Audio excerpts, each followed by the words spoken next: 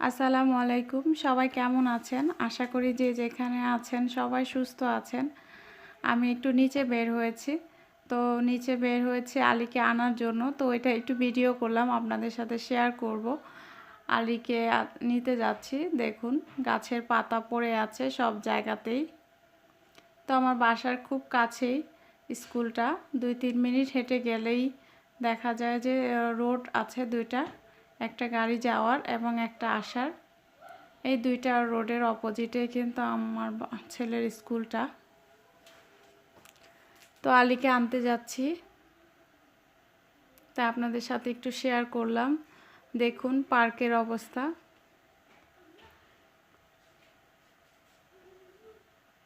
অন্যান্য ক্লাসগুলি ছুটি হচ্ছে, আর একদম পাতা পড়ার সময় এখন।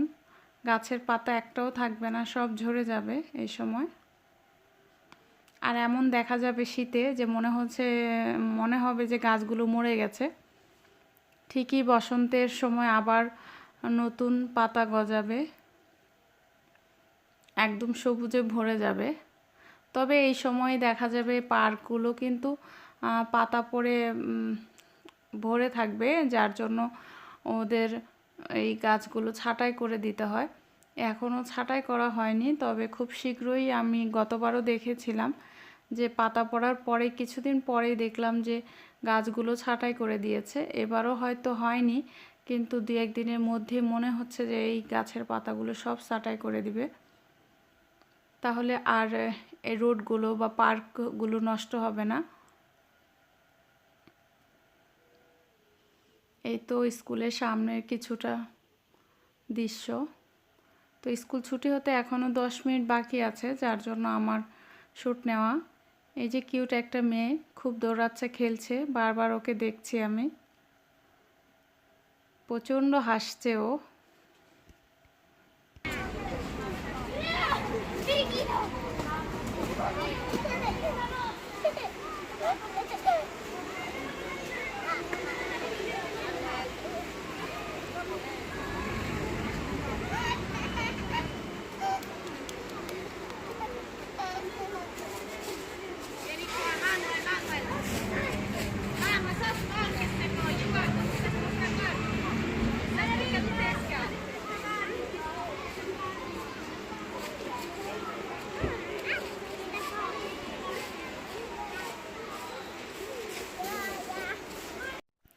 তো বাসায় এসে কিন্তু আলীকে খাওয়া দাওয়া করিয়ে নিয়েছি, সেগুলো কিন্তু ভিডিও করিনি। কিন্তু সন্ধ্যাবেলা আমি আবার পিঠা বানাচ্ছি। এই পিঠার ভিডিওটা কিন্তু আমার চ্যানেলে আমি দিয়েছি। আমি একদম অল্প পরিমাণে একদিন পিঠা বানিয়েছিলাম হঠাৎ করেই। তো সেই পিঠার ভিডিওটা দিয়েছি, কারো ভালো লাগলে দেখে নিতে পারেন। আজকে দ্বিতীয়বার পিঠা বানাচ্ছি, আজকেও সুন্দর হচ্ছে। তবে আজকে বাচ্চারা ওই দিন খায়নি, কারণ কোনো মাংস ছিল না। ওরা মাংস ছাড়া এই পিঠাটা পছন্দ করে না। আমরা বড়রা ভর্তা হলে পছন্দ করি বা খেয়ে নেই, ওরা কিন্তু খায় না। তো ওদের জন্য আজকে আবার বানালাম। আজকে খাসির মাংস রান্না করেছিলাম বুটের ডাল দিয়ে। তো বুটের ডালগুলো ভালোই হয়েছে, যার জন্য ভাবলাম যে না, আজকেও পিঠা বানিয়ে দেই। তো আজকেও আবার পিঠা বানালাম। কিছু কিছু পিঠা একটু শক্ত করে ভেজেছি, কারণ আমার আবার শক্ত পিঠা খুব ভালো লাগে। মচমচা করে বানিয়েছি। আর কিছু আবার ওদের জন্য একটু করেছি। তো চালের গুঁড়া কিন্তু অলরেডি আমি ঘরে এনে রেখে দিয়েছি। আমি ইচ্ছে করেই মাঝে মাঝে বিকেলবেলা এখন বানিয়ে খাওয়া যাবে, কারণ শীতের সময় গরম গরম পিঠার স্বাদই আলাদা। আপনারাও কিন্তু চেষ্টা করতে পারেন। ইতালিতে কিন্তু চালের প্যাকেট পাওয়া যায়, গুঁড়া চালের। খুবই মুচমোচা হয়েছে এই পিঠাগুলো। একদম ছুরি ঠাকানোর আগেই কিন্তু উঠে আসছে। তো যাই হোক, সবাইকে অনুরোধ করব এরকম বাসায় কিন্তু বানিয়ে সুন্দর সুন্দর পিঠাও খেতে পারেন আপনারা। আমি একদমই পারতাম না বা পারি না, এখনও না। তারপর চেষ্টা করছি, নিজের হাতে খাবো বা কেই বা খাওয়াবে। নিজের হাতে খাওয়ার তৃপ্তি আলাদা। আর নিজে যদি বানিয়ে খেতে পারি, নিজের কাছেও ভালো লাগছে রিসেন্টলি। যেমন না, এটা আমি বানিয়েছি আর বানিয়ে খাচ্ছি। যখন মন চায় যতটুকু পরিমাণে আমি বানাতে পারবো।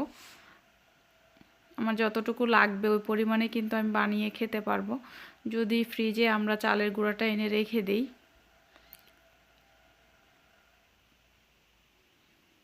একটা চালের গুঁড়া আমার মনে হয় 15-20 দিন ফ্রিজে রেখে দেওয়া যায়, তারপর বেশি দিন না রাখাই ভালো। এই দেখুন মাংস দিয়ে খাওয়ার চেষ্টা করছি বাচ্চাদের, ওরা খাবে আজকে, কারণ ভর্তা দিলে খেতে চায় না, না খাওয়াটাই স্বাভাবিক। ওরা তো ভর্তাটা পছন্দ করবে না। ওই দিন শুধু আমি ভর্তা বানিয়েছিলাম, আজকে আবার মাংস রান্না করে দিয়েছি। তো আমি কিন্তু আজকে গোলাটা আপনাদেরকে দেখাইনি, তবে কারো ভালো লাগলে আমার আগের ভিডিওটা দেখে নিতে পারেন, আর সাহস করে শুরু করে দিবেন, ইনশাল্লাহ হয়ে যাবে। এই তো আলির ড্রয়িং বের করে দেখাবে বলছে সবাইকে। ও নাতাল যেহেতু চলে আসছে, মানে খ্রিস্টানদের বড়দিন, তো বড়দিনে সবাই জানে টুকিটাকি বাচ্চাদের আর্ট করায়, তো আর্ট করেছে আজকে ক্লাসে, সেটাই দেখাচ্ছে। আম্মু দেখো, সবাইকে দেখাও, এই যে আর্ট করছে বরফ এর মধ্যে ছোট ছোট গাছ, তো ওটাও দেখাচ্ছে। যাই হোক, এই তো খাওয়া দাওয়া, তারপর কিছুটা পিঠা অলরেডি থেকে গিয়েছে, প্রায় 10 থেকে 12টা পিঠা খাওয়া দাওয়ার পরেও ছিল।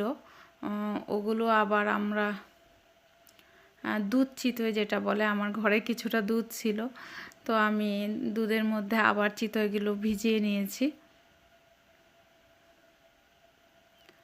আমি পারি না তত একটা, কিন্তু মনে হচ্ছে যে এটা বাকি থাকবে কেন, এটাও কিছুটা করি। এই তো 1 লিটার দুধ আমি চিনি দিয়ে জাল করেছি, কেউ কেউ চাইলে কিন্তু গুড় দিয়েও বানাতে পারেন।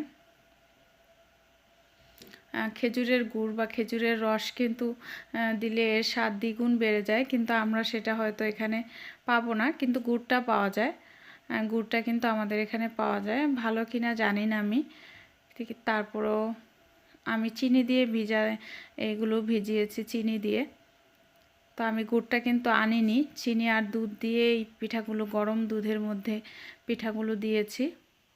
তো সবাইকে অনুরোধ করব, আমার ভিডিওটি ভালো লাগলে অবশ্যই একটি লাইক দিবেন আর কমেন্ট করবেন। কমেন্ট পড়তে প্রচণ্ড ভালো লাগে, আপনাদের কমেন্ট পড়লে মানে উৎসাহ পাই ভিডিও করতে।